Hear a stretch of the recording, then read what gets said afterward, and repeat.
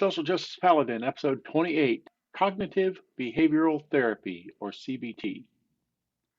I don't know why I've done a blog on this topic previously, but it is about as important a topic as I will ever do, although not as much as the Romans Road video, but close to it. I've known about CBT for a long time, long before that I knew it had a formal name in psychological circles. My first real exposure to CBT was immediately after my second divorce. After my week-long staycation on Ward 4B at Keesler Medical Center, the Air Force mandated that I go into therapy for a full year afterwards.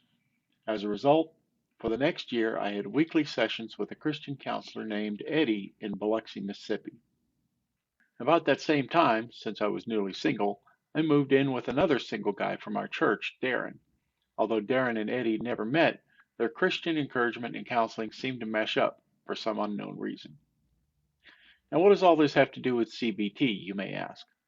Well, they both, separately, realized that one of my primary problems which led to my divorce and subsequent suicide attempt was wrongthink.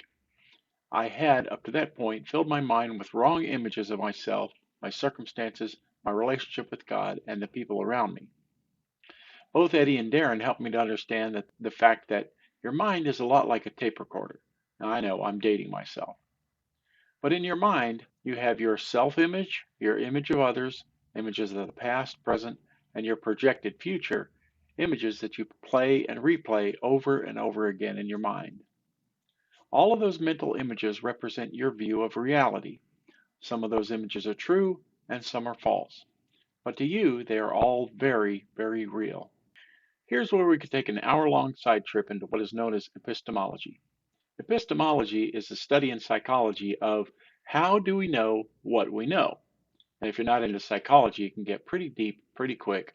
But the overarching question we're concerned with here is, how do you know what you know? What is truth, and which are lies or falsehoods told to you by others, outside sources, manipulations, sales pitches, etc. Now, the essence of CBT is to help a person identify their thoughts, which thoughts are good and beneficial, and which thoughts are harmful or can cause chaos and confusion.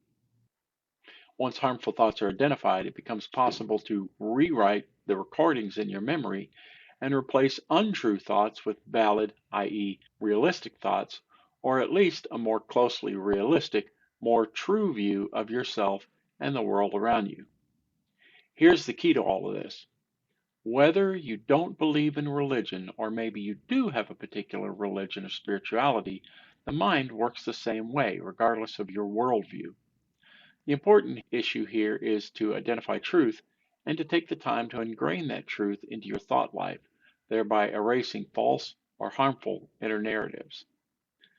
Now, much later, after my sessions with Eddie were over, I was going to school for my master's in social work, and I received formal training in CBT. Judith Beck wrote the definitive work on cognitive behavioral therapy, with input and development from her father, Aaron Beck, MD. Studying CBT therapy techniques as a clinician can be a lifelong work, but the basic principles can be learned and put into practice very quickly. Keep in mind that a person can sometimes need an outside therapist to help them identify harmful thoughts and give helpful insight. Everyone has blind spots. But if you know and understand how the mind, emotions, and behaviors relate to each other, then you can begin to implement CBT principles for yourself without the need of a therapist. Caveat: if you have intrusive thoughts that just cannot or will not be, quote, overwritten, then I suggest biting the bullet and making a counseling appointment with a trained therapist. Doing some things is easy. Other things are hard. Still others are downright impossible without outside help. If you need help, there's no shame in asking for help. We all need help from time to time. Ask. This blog is on the basics of CBT and will be in two parts. The first part will be a general overview of CBT and the cognitive model based on the concepts found in Cognitive Therapy, Basics and Beyond, 1995, first edition, by Judith Beck. This part will be generally applicable to anybody who wants to learn and potentially improve their thought life or get rid of bad habits. The second part will build on the first part and provide insight more specific to Christians.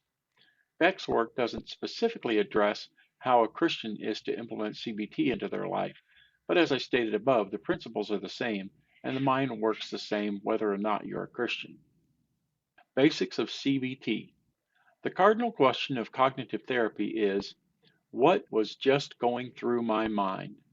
By identifying your current thought, you can more easily identify what are known as automatic thoughts, which often run in the background of your mind just at the barrier between your conscious and subconscious thoughts. The process of learning cognitive therapy is similar to any learned skill, like riding a bicycle. At first, it can feel awkward, but it gets easier with practice. Beliefs. Beck says, beginning in childhood, people develop certain beliefs about themselves, other people, and their worlds. Their most central or core beliefs are understandings that are so fundamental and deep they often do not articulate them, even to themselves. These ideas are regarded by the person as absolute truths, just the way that things are. Ibid, page 15. Whether you're religious or not, you have certain core beliefs about the world, which you've been developing since childhood. Core beliefs are the most fundamental level of belief. They are global, rigid, and overgeneralized.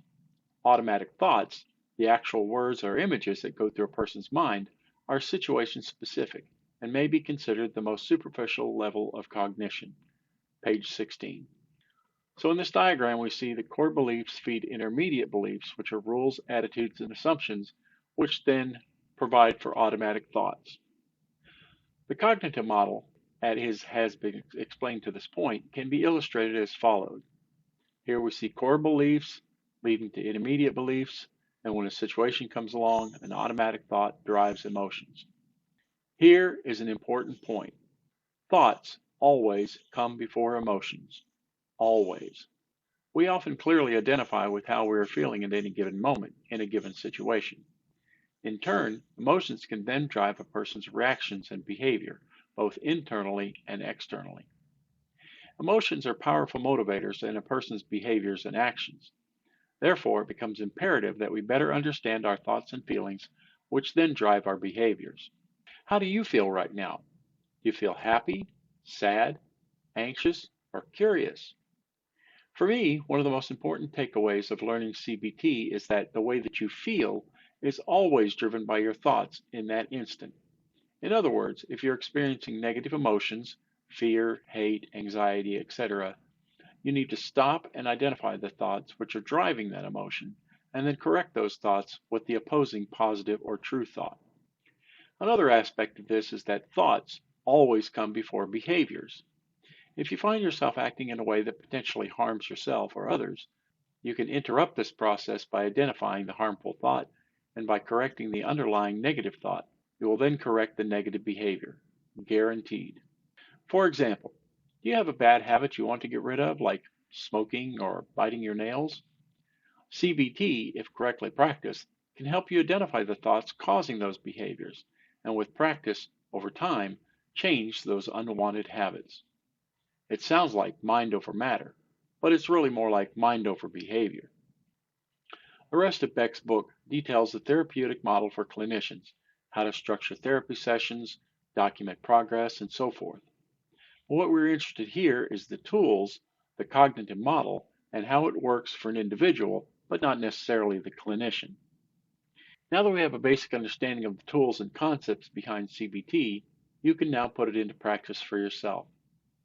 In the next episode, we will discuss how CBT principles can be effectively used by Christians in their daily spiritual walk.